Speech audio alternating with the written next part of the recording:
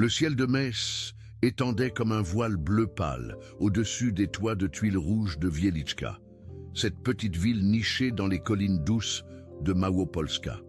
C était l'un de ces après-midi où la lumière dorée du printemps polonais caressait chaque coin de rue, où les enfants couraient avec leurs cartables rebondissant sur leurs épaules, leur rire résonnant contre les façades de pierre blanche des maisons centenaires. Anna Kowalska ajustait les bretelles de son petit sac à dos fleuri, ses cheveux châtains brillants sous les rayons du soleil.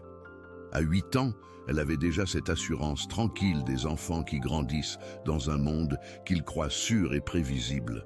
Ses yeux noisettes pétillaient de cette joie innocente qui n'appartient qu'à ceux qui n'ont jamais connu la peur véritable. « À demain, Anna !» cria Katarzyna depuis l'autre côté de la rue, sa meilleure amie agitant la main avec enthousiasme. Les deux fillettesses étaient séparées quelques instants plus tôt devant l'école primaire Saint-Stanislas, leur voix mélodieuse se mêlant aux conversations des autres enfants qui rentraient chez eux. Anna lui répondit d'un geste joyeux, puis tourna le coin de la rue Mickiewicz, ses petites chaussures de cuir noir claquant rythmiquement sur les pavés irréguliers. Elle connaissait ce chemin par cœur. D'abord longer le parc municipal avec ses bancs verts où les grands-mères venaient nourrir les pigeons, puis passer devant la boulangerie Nowak où l'odeur du pain frais lui chatouillait toujours les narines, et enfin traverser la place du marché avant d'arriver à la maison familiale. Mais aujourd'hui, quelque chose d'imperceptible flottait dans l'air. Une tension sourde que seuls les cœurs sensibles peuvent percevoir. Comme ces frissons inexpliqués qui nous parcourent, l'échine sans raison apparente. Anna ralentit légèrement le pas en approchant de la bibliothèque municipale, cet imposant bâtiment de briques sombres qui dominait la rue principale de sa silhouette austère. Édifice avait été construit dans les années 50, juste après la guerre, quand la Pologne pansait encore ses blessures profondes. Ses murs épais racontaient des histoires que les adultes préféraient taire. Des secrets enfouis dans les fondations comme des souvenirs douloureux qu'on espère oublier. Les fenêtres étroites, disposées avec une régularité militaire, semblaient observer les passants avec une curiosité muette et dérangeante. Anna s'arrêta devant l'entrée principale, fascinée malgré elle par les gargouilles sculptées qui ornaient les angles du bâtiment.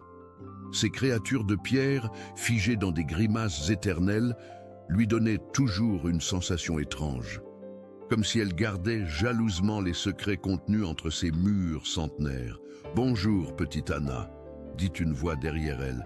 Elle se retourna pour découvrir M. Grabowski, le gardien de la bibliothèque qui sortait justement du bâtiment. C était un homme d'une 50aine d'années, aux cheveux gris soigneusement peignés en arrière et au visage marqué par les années. Il portait toujours le même costume sombre, qui lui donnait un air officiel, presque solennel. « Bonjour, monsieur Grabowski », répondit Anna poliment, comme ses parents le lui avaient appris. Mais quelque chose dans le regard de l'homme la mettait mal à l'aise. Ses yeux bleus, d'ordinaire bienveillants, semblaient aujourd'hui porter une ombre particulière, une profondeur troublante qui ne lui était pas habituelle. « Tu rentres de l'école? Ta maman t'attend sûrement ?» continua-t-il en s'approchant lentement. Ses pas résonnant sur les marches de pierre usées par les décennies. Anna hocha la tête, serrant instinctivement son cartable contre sa poitrine. Une voix intérieure, cette intuition mystérieuse que possèdent les enfants, lui murmurait de partir, de courir vers la maison où l'attendait le goûter préparé par sa mère. Mais la politesse, cette éducation stricte qui lui avait été inculquée depuis son plus jeune âge, l'empêchait de s'éloigner brusquement. « J'ai quelque chose qui pourrait t'intéresser », dit Grabowski en fouillant dans la poche de sa veste. « Un livre d'histoire pour enfants, très beau, avec des illustrations magnifiques. Tu veux le voir ?» Le cœur d'Anna battit plus fort.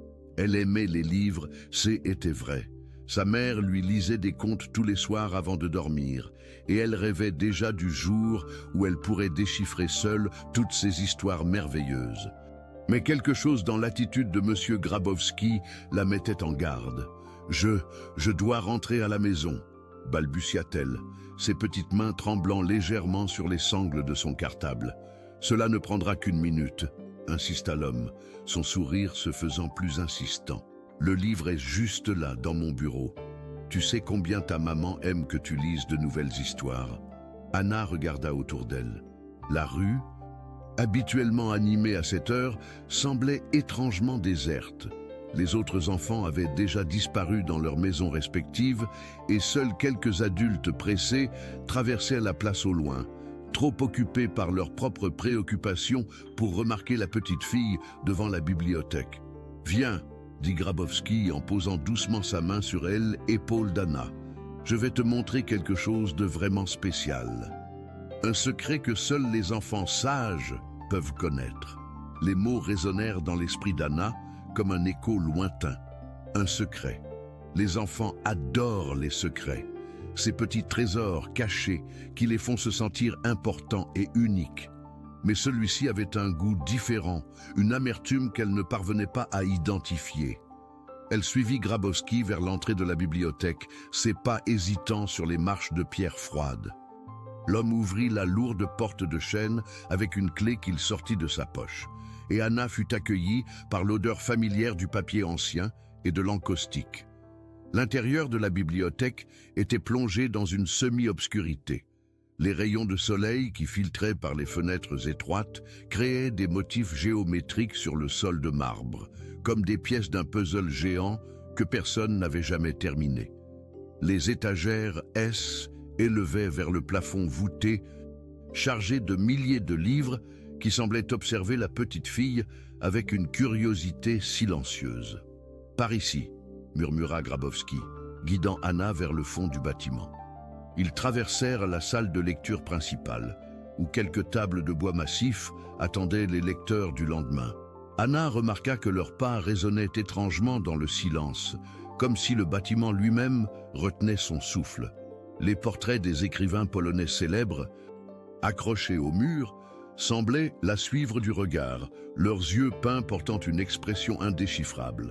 « Monsieur Grabowski » dit-elle d'une petite voix. « Je crois que je devrais vraiment rentrer maintenant. Ma maman va s'inquiéter. »« Encore quelques pas, ma petite, » répondit-il sans se retourner. « Le livre est juste dans mon bureau. Tu vas l'adorer, j'en suis certain. » Ils arrivèrent devant une porte marquée « Privé » au fond d'un couloir étroit. Grabowski sortit une autre clé et ouvrit la porte, révélant un petit bureau encombré de papiers et de dossiers. Les murs étaient tapissés de classeurs métalliques gris, donnant à la pièce une atmosphère froide et administrative. « Assieds-toi, » dit-il en désignant une chaise face à son bureau. « Je vais chercher le livre. » Anna obéit, mais son malaise grandissait à chaque seconde. La pièce sentait le renfermer et quelque chose d'autre, une odeur qu'elle ne parvenait pas à identifier. Sur le bureau, elle aperçut des photographies en noir et blanc, des documents officiels avec des tampons rouges et un carnet ouvert rempli d'une écriture serrée et difficile à déchiffrer. Grabowski fouillait dans une armoire métallique, le dos tourné vers Anna. Elle entendait le bruit métallique des tiroirs qui s'ouvraient et se fermaient, entrecoupés de marmonnements incompréhensibles.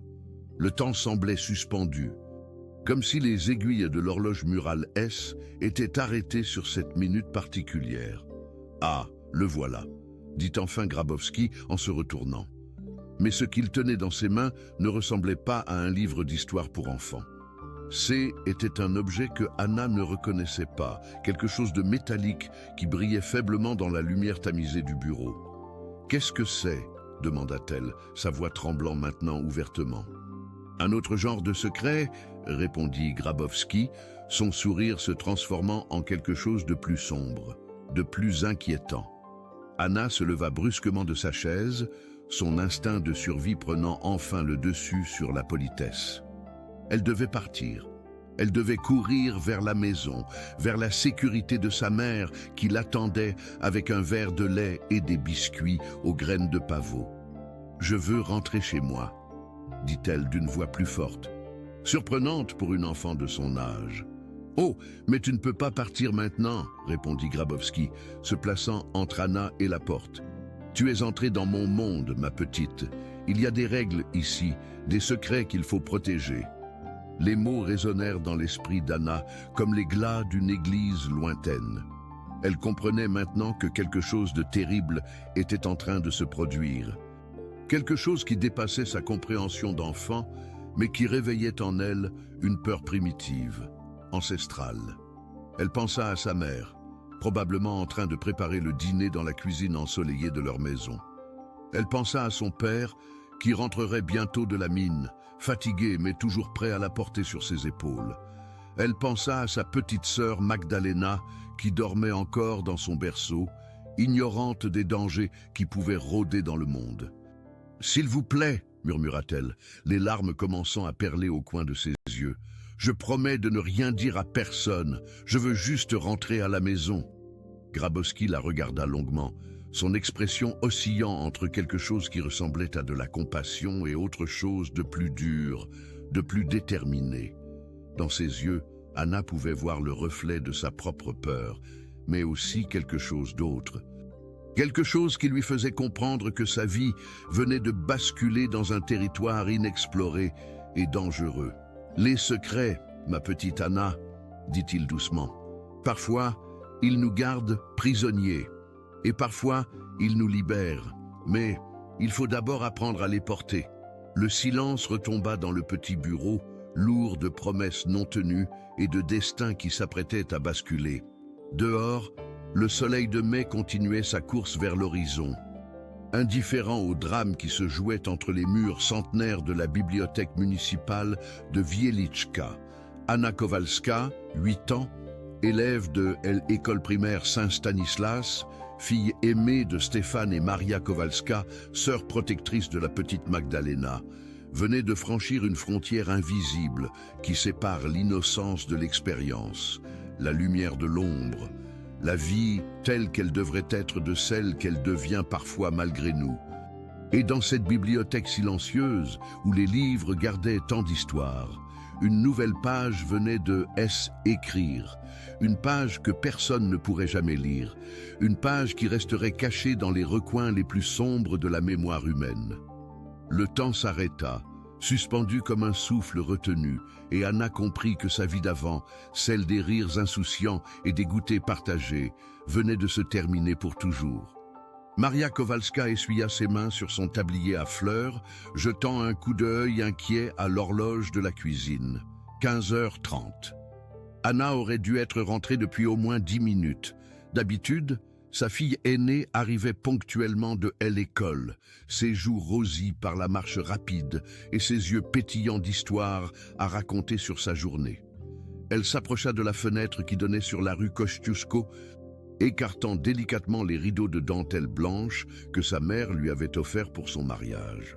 De là, elle pouvait voir le coin de la rue où Anna apparaissait habituellement, son petit cartable rebondissant sur son dos, ses cheveux châtains brillant sous la lumière de l'après-midi. Mais aujourd'hui, la rue restait désespérément vide. Peut-être qu'elle s'est attardée avec Katarzyna, murmura Maria pour elle-même, essayant de calmer l'anxiété qui commençait à lui nouer l'estomac. Mais au fond d'elle-même, elle savait que quelque chose n'allait pas. Anna était une enfant responsable, qui respectait toujours les règles et les horaires que ses parents avaient établis. Maria retourna dans la cuisine où la petite Magdalena dormait paisiblement dans son berceau près du poêle. Sa cadette, âgée de seulement 6 mois, était un bébé facile, qui passait ses journées à dormir et à gazouiller innocemment. Ses petites mains potelées étaient fermées sur une couverture tricotée par sa grand-mère, et son souffle régulier était le seul son qui troublait le silence inquiétant de la maison. 15h45. L'angoisse de Maria se transformait progressivement en véritable panique. Elle enfila son manteau et sortit dans la rue, scrutant l'horizon à la recherche de la silhouette familière de sa fille. Les voisins qu'elle croisa la saluèrent chaleureusement, mais elle voyait bien dans leur regard qu'ils remarquaient son expression tendue. « Madame Kowalska, vous allez bien ?» demanda Pani Novak, la boulangère, qui balayait le seuil de sa boutique. Anna n'est pas encore rentrée de l'école, répondit Maria, sa voix trahissant son inquiétude croissante. Ce n'est pas dans ses habitudes. Pani Novak fronça les sourcils. Elle connaissait Anna depuis qu'elle était toute petite et savait que C était une enfant fiable et obéissante. Elle était peut-être en retenue? Ou alors elle est une institutrice? Non, elle m'aurait prévenu, répondit Maria en secouant la tête.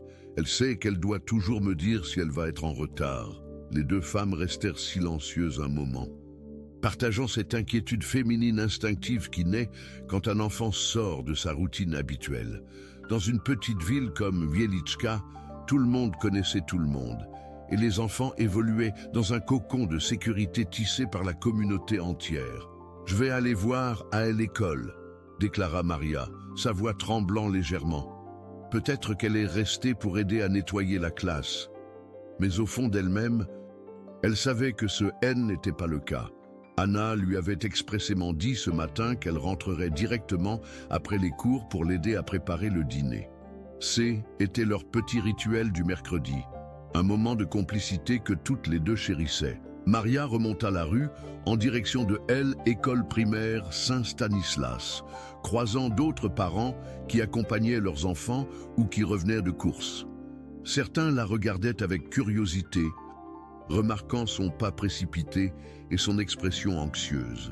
Dans une petite communauté comme la leur, les émotions se transmettaient rapidement, comme des ondulations sur la surface d'un lac paisible. L'école était un bâtiment de 2 étages, construit dans les années 30 avec cette architecture fonctionnelle qui caractérisait l'époque. Ses murs de briques rouges et ses fenêtres régulières lui donnaient un air bienveillant et rassurant. Maria poussa la porte principale et se dirigea vers le bureau de la directrice, Pani Kowalczyk. « Bonjour, Madame Kowalska », dit la directrice en levant les yeux de ses papiers. « Que puis-je faire pour vous ?»« Anna n'est pas rentrée à la maison », expliqua Maria, ses mains se tordant nerveusement. « Je voulais vérifier si elle était restée après les cours. » Pani Kowalczyk consulta le registre posé sur son bureau. « Non, je n'ai aucune trace d'Anna restée après les cours aujourd'hui. Attendez, je vais demander à son institutrice, Pani Wiśniewska. » Quelques minutes plus tard, l'institutrice d'Anna apparut, son visage exprimant déjà une certaine inquiétude. « Anna est partie avec les autres enfants à l'heure habituelle, » confirma-t-elle. Elle semblait normale, peut-être un peu fatiguée, mais rien d'inhabituel. Elle a dit au revoir à Katarzyna et elle est partie vers la sortie principale. « Vers quelle heure exactement ?» demanda Maria, sentant son cœur battre de plus en plus vite. « Vers 15 heures, comme d'habitude, » répondit Pani Wiśniewska. Les enfants sont sortis normalement et Anna a pris la direction de la rue Mickiewicz, comme toujours. Maria ferma les yeux, essayant de reconstituer mentalement le trajet habituel de sa fille. De l'école à la maison, il y avait exactement 12 minutes de marche pour une enfant de l'âge d'Anna. Elle connaissait ce chemin par cœur, l'avait parcouru elle-même des centaines de fois quand elle était petite. « Je vais contacter les parents de Katarzyna », décida Maria. « Peut-être qu'Anna est allée jouer chez elle et qu'elle a oublié de me prévenir. » Mais même en prononçant ces mots, elle savait qu'elle se berçait d'illusions. Anna n'était pas le genre d'enfant à désobéir ou à oublier ses responsabilités.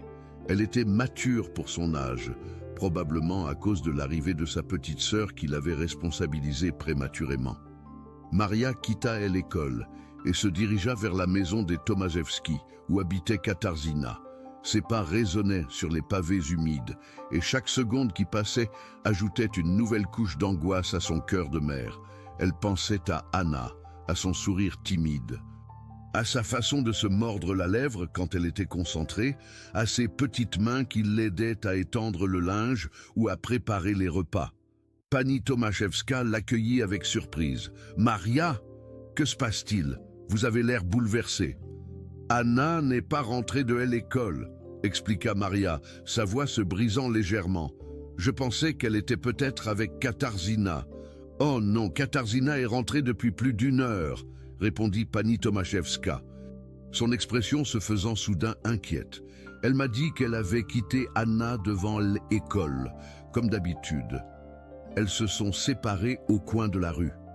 Les deux femmes se regardèrent, partageant une peur indicible. Dans leur génération, les mères avaient appris à redouter ces moments où leurs enfants sortaient de la routine habituelle. Trop d'histoires circulaient, trop de récits de familles brisées par des incidents inexpliqués. « Il faut prévenir la police », dit Pani Tomaszewska doucement. « Cela fait combien de temps qu'elle a disparu ?»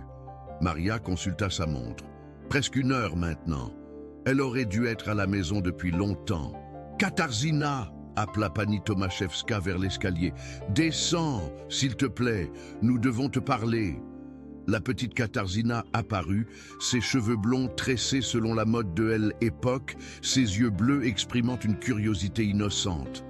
Elle était la meilleure amie d'Anna depuis la maternelle, et les deux fillettes étaient inséparables. « Katarzyna, ma chérie, » dit Maria en s'agenouillant à la hauteur de l'enfant, « peux-tu me dire exactement ce qui s'est passé quand tu as quitté Anna aujourd'hui ?» La petite fille réfléchit sérieusement, comprenant instinctivement que c'est était important. Nous sommes sortis de l'école ensemble, comme toujours. Anna portait son cartable avec les fleurs dessus. Et elle avait ses nouvelles chaussures noires. Elle m'a dit qu'elle allait aider sa maman à préparer le dîner. Et puis, encouragea Maria, son cœur battant si fort qu'elle était sûre que tout le monde pouvait l'entendre. Et puis, nous nous sommes séparés au coin de la rue, là où je tourne pour rentrer chez moi, et où elle continue tout droit. Elle m'a fait un grand signe de la main, et elle m'a dit « à demain », comme toujours. Tu as vu dans quelle direction elle est partie? Vers la bibliothèque, comme d'habitude. Elle passe toujours devant la bibliothèque pour rentrer chez elle. Maria sentit un frisson glacé parcourir son échine. La bibliothèque municipale, ce grand bâtiment sombre qui dominait la rue principale de sa masse imposante. Elle n'avait jamais vraiment aimé cet endroit, trouvant son architecture trop austère, trop froide pour une ville comme Wieliczka. Tu n'as rien remarqué d'inhabituel? Personne qui traînait dans les environs? Katarzyna secoua la tête. Non, tout était normal. Il y avait Monsieur Grabowski qui sortait de la bibliothèque, mais il est toujours là à cette heure-ci. Il salue toujours les enfants poliment. Le nom de Grabowski résonna dans l'esprit de Maria comme une cloche d'alarme. Elle connaissait cet homme de vue, un célibataire des âges mûrs qui travaillait à la bibliothèque depuis des années. Il avait la réputation d'être un homme tranquille, peut-être un peu trop silencieux, mais jamais elle n'avait entendu dire quelque chose de négatif à son sujet. « Il a parlé à Anna ?»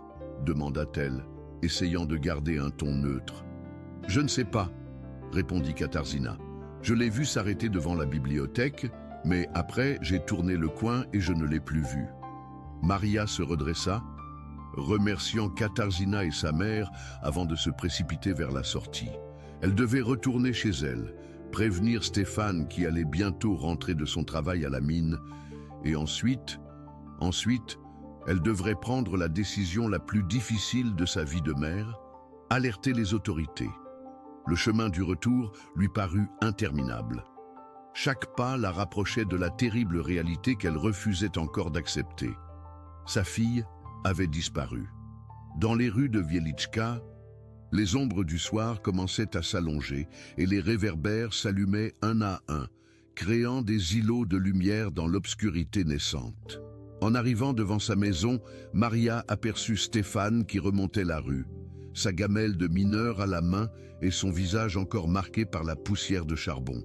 Il souriait, probablement en pensant aux retrouvailles avec sa famille, au dîner chaud qui l'attendait, aux histoires que lui raconterait Anna sur sa journée d'école. « Stéphane » appela-t-elle, sa voix portant une note d'urgence qui fit immédiatement disparaître le sourire de son mari. Il accéléra le pas, comprenant instinctivement que quelque chose de grave était arrivé. En 20 ans de mariage, il avait appris à lire les émotions de Maria comme un livre ouvert, et ce qu'il voyait maintenant sur son visage lui glaça le sang. « Qu'est-ce qui se passe ?»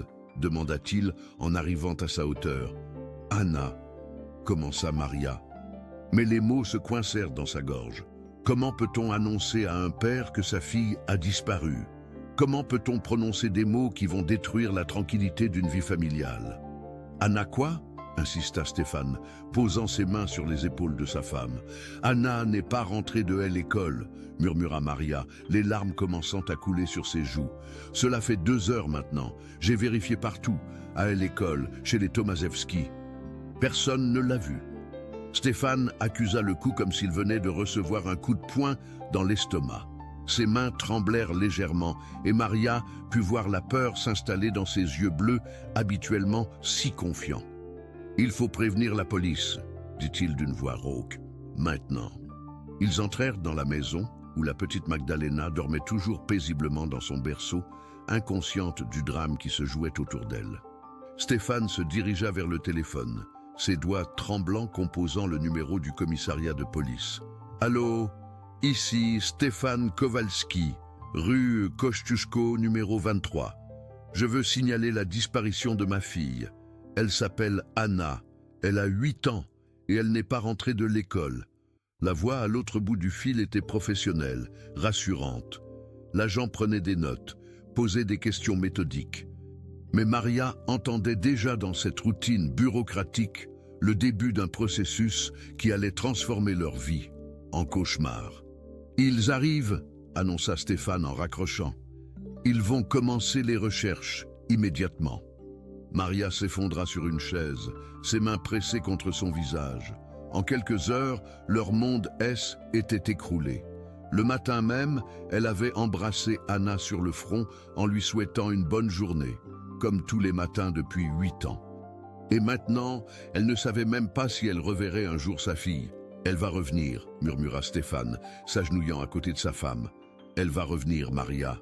Notre petite Anna va revenir. » Mais dans le silence de leur maison, seuls les pleurs étouffés de Maria et les battements de leur cœur brisé résonnaient, accompagnés par le souffle innocent de Magdalena qui dormait, ignorante du fait que sa sœur venait de disparaître dans les rues de Wieliczka, emportée par un mystère qui entrait leur famille pour les décennies à venir.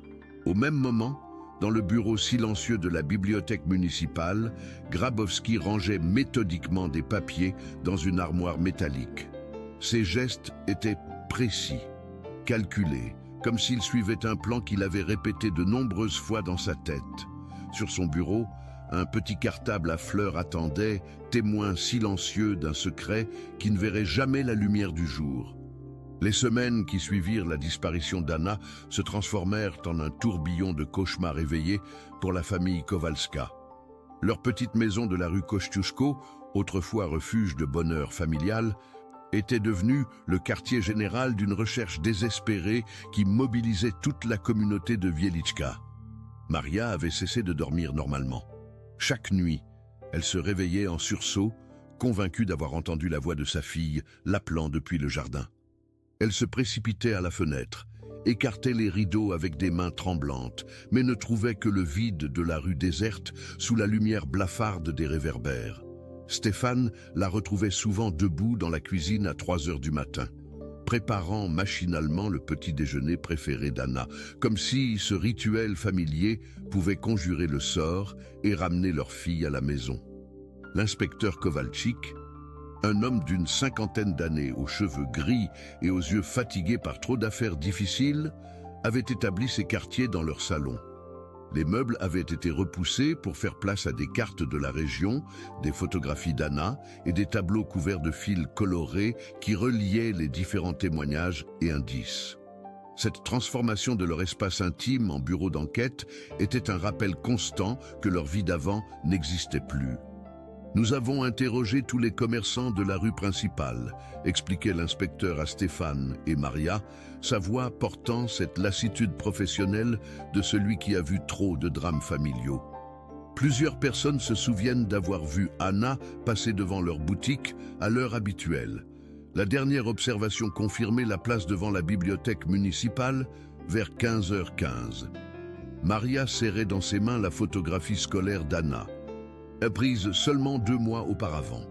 Sur le cliché, sa fille souriait avec cette innocence particulière des enfants qui n'ont jamais connu la peur véritable. Ses cheveux châtains étaient soigneusement peignés et elle portait sa robe bleue préférée, celle avec les petites fleurs brodées que sa grand-mère lui avait confectionnées pour la rentrée scolaire. « Et Monsieur Grabowski ?» demanda Stéphane, sa voix trahissant une tension croissante. « Vous l'avez interrogé ?» L'inspecteur consulta ses notes, feuilletant plusieurs pages couvertes d'une écriture serrée. « Oui, bien sûr. Henryk Grabowski, 52 ans, employé à la bibliothèque municipale depuis 1968.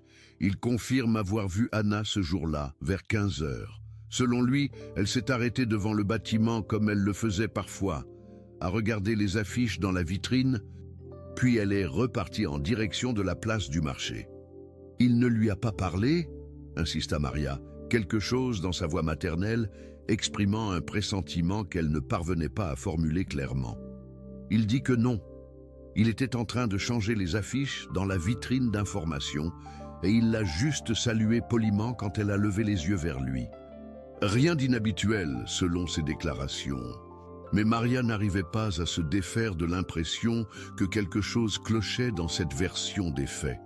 Elle connaissait sa fille, savait qu'Anna était timide avec les adultes qu'elle ne connaissait pas bien.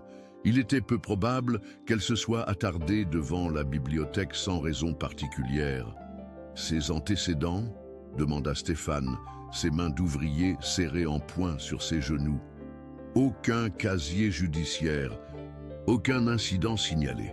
Grabowski est décrit par ses collègues comme un homme discret, ponctuel, qui fait consciencieusement son travail. Il vit seul dans un petit appartement rue Słowakiego, et ses seuls loisirs semblent être la lecture et la collection de timbres. Stéphane et Maria échangèrent un regard. Dans leur détresse, ils cherchaient désespérément un coupable, quelqu'un sur qui diriger leur colère et leur douleur. Mais l'enquête ne leur offrait que des zones d'ombre et des témoignages contradictoires. Les recherches dans la forêt ont-elles donné quelque chose ? demanda Maria, redoutant la réponse mais ayant besoin de savoir. L'inspecteur secoua la tête. Nous avons passé au peigne fin tous les bois dans un rayon de 20 km autour de Wieliczka. Les chiens policiers, les volontaires, même l'armée nous a prêté main forte. Aucune trace d'Anna. Le silence retomba dans le salon, lourd de tout ce qui n'était pas dit. Maria pensait aux battues organisées dans la campagne environnante, à ces dizaines d'hommes et de femmes qui avaient abandonné leurs occupations pour chercher sa fille. Elle pensait au maire du quartier qui lui apportait des plats cuisinés, qu'elle n'arrivait pas à avaler, au regard de compassion mêlé d'effroi qu'elle lisait dans les yeux de ses voisines. Et les puits abandonnés, les bâtiments désaffectés, continua Stéphane, refusant d'abandonner. Nous avons inspecté tous les sites répertoriés dans la région. Plusieurs équipes de spéléologues ont exploré les anciennes galeries de mines, au cas où Anna serait tombée dans un puits d'aération camouflé. Rien. Maria ferma les yeux, essayant de repousser les images terrifiantes que ces mots évoquèrent dans son esprit. Anna, sa petite Anna, perdue dans l'obscurité souterraine, appelant ses parents, elle secoua la tête violemment, refusant de laisser ses visions la submerger. « Il faut élargir les recherches », déclara-t-elle d'une voix ferme, puisant dans ses ressources de mère une détermination qu'elle ne se connaissait pas. « Il faut chercher plus loin, dans les villes voisines, à Cracovie peut-être. Quelqu'un a forcément vu quelque chose. » L'inspecteur Kowalczyk la regarda avec cette compassion professionnelle qu'il avait développée au fil des années. Il avait vu trop de familles s'accrocher à des espoirs de plus en plus ténus, refusant d'accepter l'évidence qui se dessinait peu à peu. « Madame Kowalska, nous faisons tout ce qui est en notre pouvoir. Les signalements ont été transmis à toutes les forces de police du pays. La photographie d'Anna a été diffusée dans les journaux régionaux. Mais je dois être honnête avec vous, plus le temps passe, moins nous avons de chances de... »« Non !» l'interrompit Maria, se levant brusquement de son fauteuil. « Ne dites pas ça. Anna est vivante, je le sens. Une mère sait ces choses-là. Elle est quelque part. Elle attend qu'on vienne la chercher et nous n'abandonnerons jamais. » Stéphane se leva à son tour, entourant sa femme de ses bras robustes. Il partageait sa douleur et son refus d'accepter l'inacceptable, mais il voyait aussi la réalité cruelle que l'inspecteur essayait délicatement de leur faire comprendre. Après 3 semaines de recherches intensives, les pistes s'amenuisaient et les espoirs s'effritaient comme des châteaux de sable sous la marée. « Nous n'abandonnons pas », confirma l'inspecteur. « L'enquête reste ouverte et nous continuerons à suivre chaque piste, chaque témoignage. Mais il faut aussi que vous preniez soin de vous et de votre autre fille. Magdalena a besoin de ses parents. » Cette mention de leur cadette fit l'effet d'un électrochoc à Maria. Dans sa douleur obsessionnelle pour Anna, elle avait parfois négligé les besoins de son bébé. Magdalena, maintenant âgée de 7 mois, semblait sentir la tension qui régnait dans la maison. Elle pleurait plus souvent, dormait mal et réclamait constamment les bras de sa mère. « Comment peut-on continuer à vivre normalement quand notre enfant a disparu ?» murmura Maria, les larmes coulant silencieusement sur ses joues. « Comment peut-on faire semblant que tout va bien quand on ne sait même pas si elle est vivante ou... » Elle ne put terminer sa phrase, les mots se coinçant dans sa gorge comme des épines. Stéphane la serra plus fort contre lui, sentant ses propres larmes monter malgré sa volonté de rester fort pour sa famille. « On continue parce qu'on n'a pas le choix, » dit-il d'une voix brisée. « On continue parce qu'Anna aurait voulu qu'on s'occupe de sa petite sœur. On continue parce qu'il faut garder espoir. » L'inspecteur rassembla discrètement ses documents, sentant que sa présence n'était plus nécessaire pour le moment. Il avait fait ce qu'il pouvait, mobiliser toutes les ressources disponibles, mais il connaissait les statistiques mieux que quiconque. Après 1 mois sans nouvelles, les chances de retrouver Anna vivante étaient pratiquement nulles. « Je vous recontacterai dès que nous aurons du nouveau », promit-il en serrant la main de Stéphane. « N'hésitez pas à m'appeler si vous pensez à quoi que ce soit, même un détail qui vous paraît insignifiant. » Après son départ, la maison retomba dans ce silence particulier qui avait remplacé les rires et les conversations joyeuses d'autrefois. Maria retourna machinalement dans la cuisine d'Anna, cette petite chambre sous les combles qu'elle avait décorée avec tant d'amour. Les murs étaient couverts de dessins d'enfants, de photographies de famille et d'un alphabet coloré que sa fille utilisait pour apprendre à écrire. Le lit était toujours fait comme Anna l'avait laissé le matin de sa disparition. Son pyjama était soigneusement plié sur l'oreiller et sa poupée préférée, Casia, attendait patiemment le retour de sa petite maîtresse. Maria s'assit sur le bord du lit. Respirant l'odeur familière qui flottait encore dans la pièce, mélange de savon pour enfants et de cette douceur particulière que dégagent les chambres d'enfants. « Où es-tu, ma chérie ?» murmura-t-elle en caressant la couverture brodée. « Dis-moi où tu es et maman viendra te chercher. » Pendant ce temps, dans son appartement spartiate de la rue Słowakiego, Henryk Grabowski préparait son dîner avec la même méticulosité qu'il apportait à tous les gestes de sa vie quotidienne. Son logement était à l'image de sa personnalité, ordonné, propre, mais étrangement impersonnel. Pas de photographies de famille, pas de souvenirs de voyage, juste des étagères remplies de livres soigneusement classés et quelques albums de timbres posés sur une table de travail. Il ouvrit un journal local et lut attentivement l'article consacré à la disparition d'Anna. Sa photographie souriante occupait la moitié de la première page, accompagnée d'un appel à témoins et d'une description détaillée de ses vêtements et de son cartable. Grabowski étudia longuement le visage de la petite fille, ses traits fins, ses yeux expressifs qui semblaient le regarder depuis le papier journal.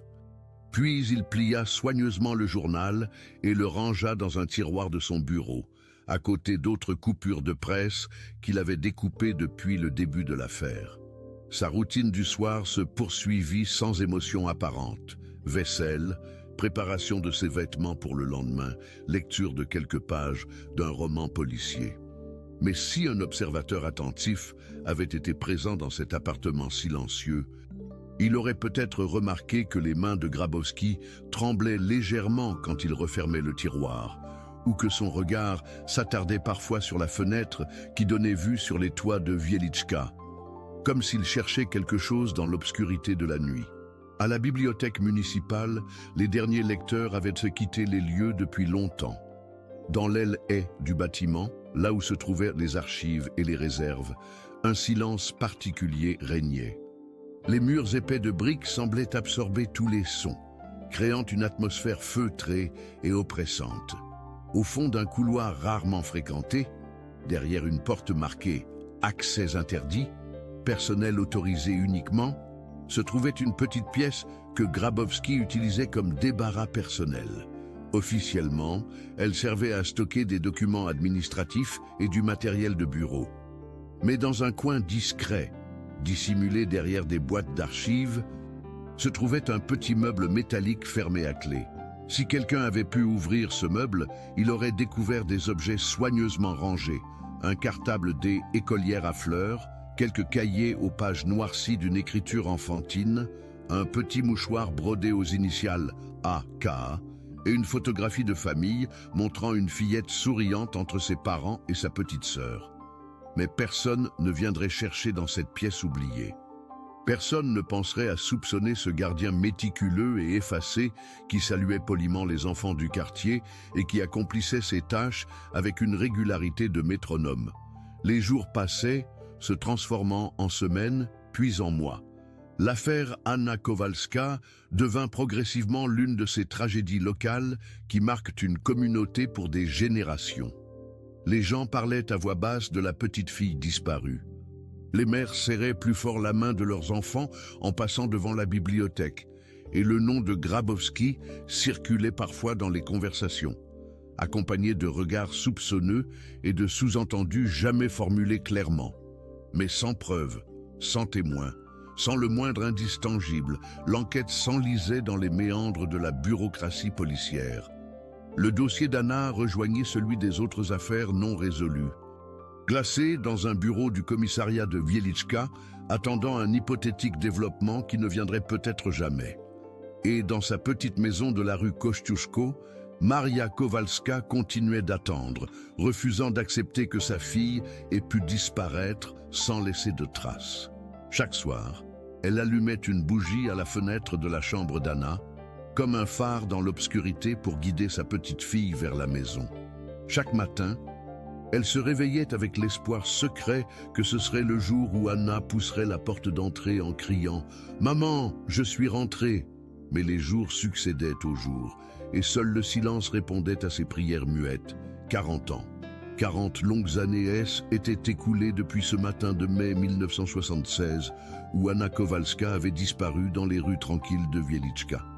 La petite ville avait changé, était modernisée, mais la blessure laissée par cette disparition mystérieuse demeurait comme une cicatrice invisible dans la mémoire collective.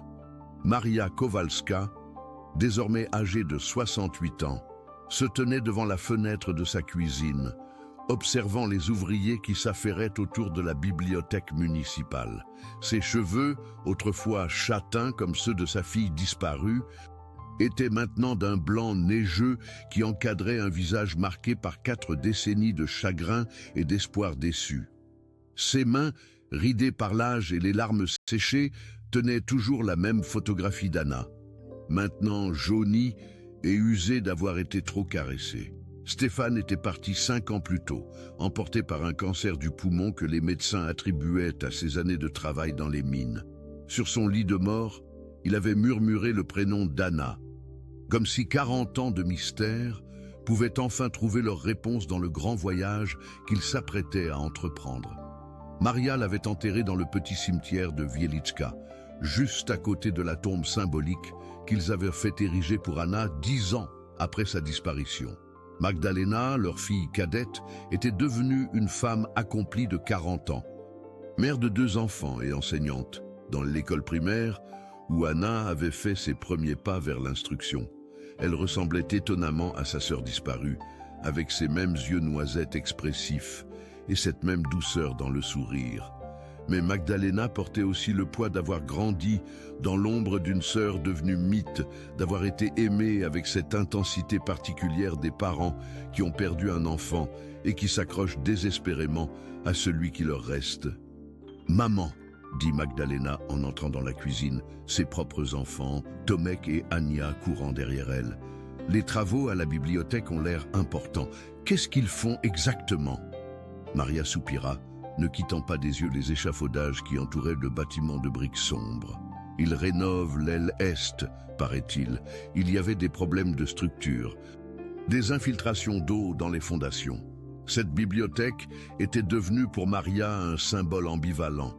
D'un côté, elle représentait le dernier endroit où sa fille avait été vue vivante, un lieu hanté par les souvenirs douloureux. D'un autre côté, était le seul lien tangible qui lui restait avec Anna, la dernière pièce du puzzle de sa disparition. Henryk Grabowski était mort en 1994, emportant ses secrets dans la tombe. Maria se souvenait encore du jour de ses funérailles, où LS était tenue à distance, observant le petit cortège qui accompagnait le cercueil de cet homme qu'elle avait toujours soupçonné sans pouvoir rien prouver. Il avait vécu seul, était mort seul, et avait été enterré dans la section la plus éloignée du cimetière, sans fleurs ni larmes sincères. « Tu penses encore à elle ?» constata Magdalena, posant doucement sa main sur l'épaule de sa mère.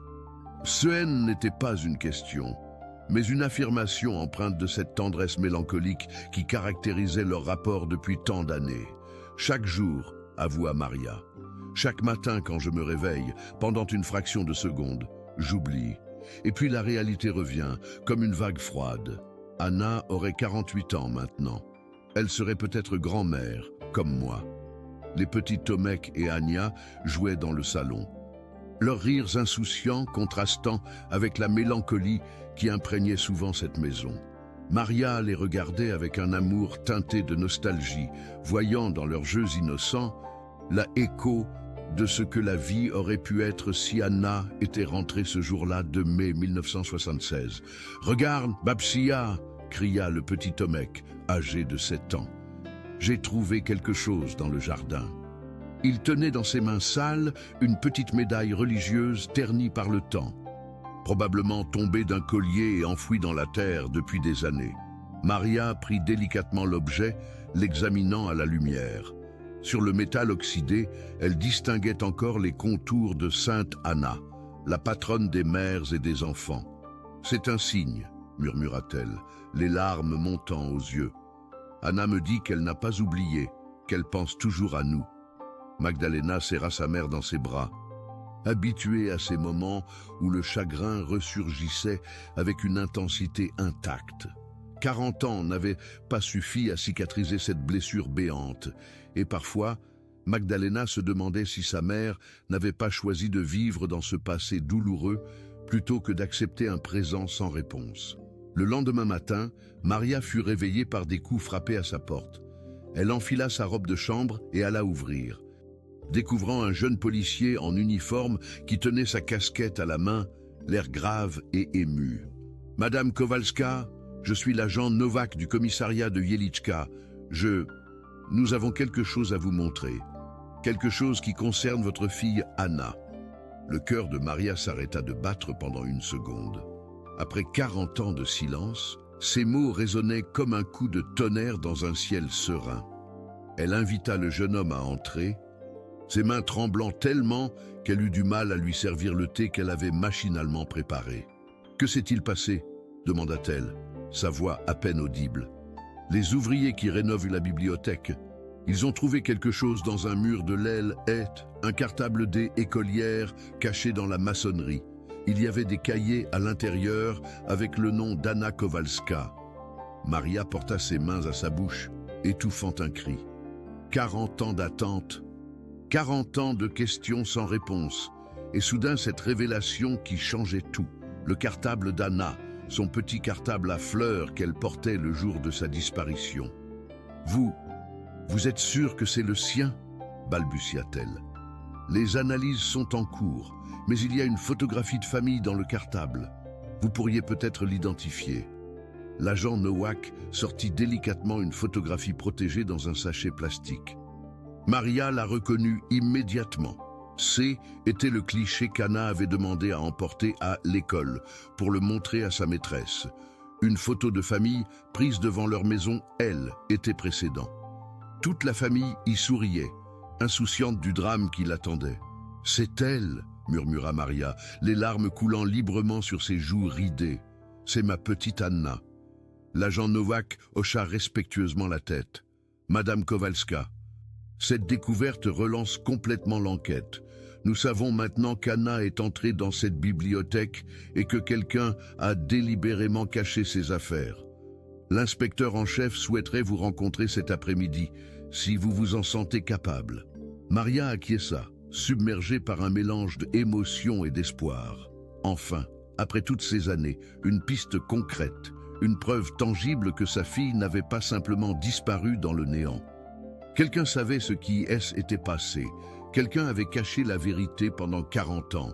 L'après-midi même, Maria se retrouva dans les bureaux du commissariat, face à l'inspecteur Koval, un homme d'une quarantaine d'années qui avait grandi à Wieliczka en entendant les histoires de la petite Anna disparue. Pour lui, cette affaire naine n'était pas un simple dossier, mais un mythe local qui avait marqué son enfance. Madame Kowalska, je sais combien cette découverte doit être bouleversante pour vous, commença-t-il avec délicatesse. Nous allons tout faire pour élucider enfin ce mystère. L'analyse du cartable et de son contenu est notre priorité absolue. Vous pensez que Anna est morte ? Demanda Maria, prononçant enfin les mots qu'elle avait refusés pendant 4 décennies. L'inspecteur choisit ses mots avec soin. Madame, après tant d'années, nous devons envisager toutes les possibilités. Mais cette découverte prouve qu'Anna a bien été dans cette bibliothèque et que quelqu'un a tenté de faire disparaître les preuves. C'est un tournant majeur dans l'enquête. Les jours suivants furent un tourbillon d'activités. L'affaire Anna Kowalska refit la une des journaux locaux et les médias nationaux s'emparèrent de cette histoire de cartable retrouvée 40 ans après une disparition mystérieuse. La bibliothèque de Wieliczka devint le centre d'une enquête policière minutieuse. Chaque recoin du bâtiment étant passé au crible par les experts de la police scientifique. L'analyse du cartable révéla des détails troublants. Les cahiers d'Anna étaient intacts, protégés par un emballage plastique qui avait préservé l'encre et le papier. On pouvait encore lire ses devoirs de mathématiques, ses rédactions en polonais, ses dessins maladroits d'enfants de 8 ans. Mais le plus bouleversant était un petit mouchoir brodé aux initiales AK, que Maria avait elle-même confectionné pour sa fille. L'emplacement du cartable dans le mur suggère qu'il a été caché par quelqu'un qui avait accès aux travaux de construction, expliqua l'inspecteur Koval à Maria lors d'une nouvelle entrevue. En 1976, il y avait justement des rénovations dans cette partie du bâtiment. Nous examinons les dossiers du personnel de l'époque.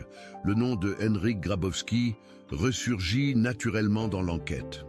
Décédé depuis plus de 20 ans, il ne pouvait plus répondre aux questions, mais son profil correspondait parfaitement. Accès illimité au bâtiment, connaissance des travaux en cours et présence confirmée le jour de la disparition d'Anna. Nous avons retrouvé d'anciens collègues de Grabowski, continua l'inspecteur. Plusieurs témoignages convergent vers un comportement étrange dans les semaines qui ont suivi la disparition d'Anna. Il était devenu plus renfermé, plus nerveux. Un collègue se souvient qu'il restait souvent seul dans le bâtiment après les heures d'ouverture. Maria écoutait ces révélations avec un mélange de soulagement et d'amertume. Soulagement de voir enfin ses soupçons confirmés. Amertume de réaliser que la vérité avait été si proche pendant toutes ces années.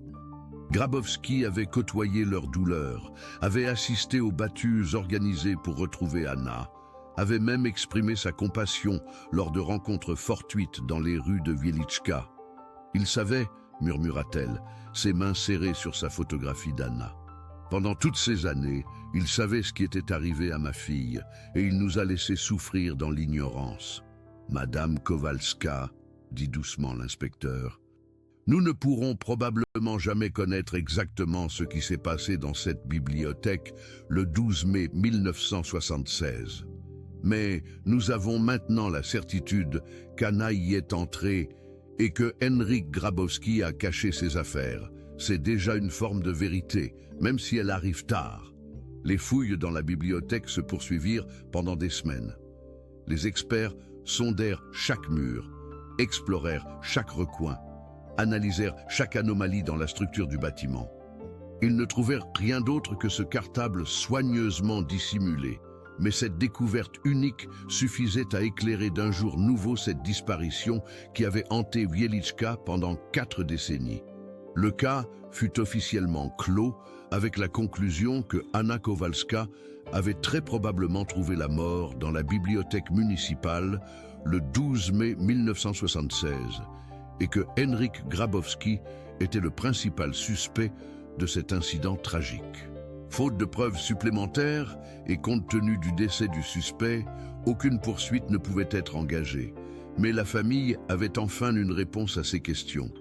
Pour Maria, cette révélation fut à la fois une libération et un nouveau chagrin. Libération de sortir enfin de l'incertitude qui l'avait rongée pendant 40 ans. Nouveau chagrin de devoir faire le deuil définitif de sa fille. Elle organisa une vraie cérémonie funéraire pour Anna.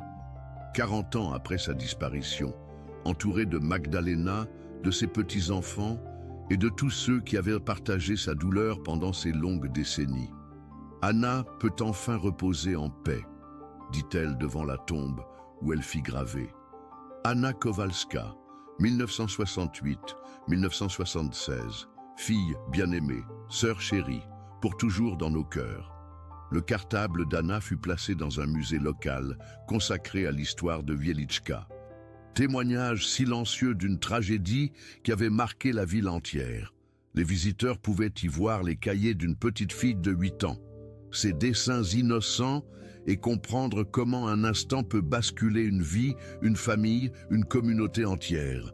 Maria vécut ces dernières années avec une paix qu'elle n'avait pas connue depuis 1976. Elle mourut paisiblement en 2020 à l'âge de 72 ans, emportant avec elle les souvenirs de sa fille et la satisfaction d'avoir enfin trouvé des réponses. Magdalena fit graver sur sa pierre tombale « Réunie avec Anna pour elle, éternité ». La bibliothèque de Wieliczka continue de fonctionner, mais une plaque commémorative rappelle maintenant le drame qui s'y est déroulé.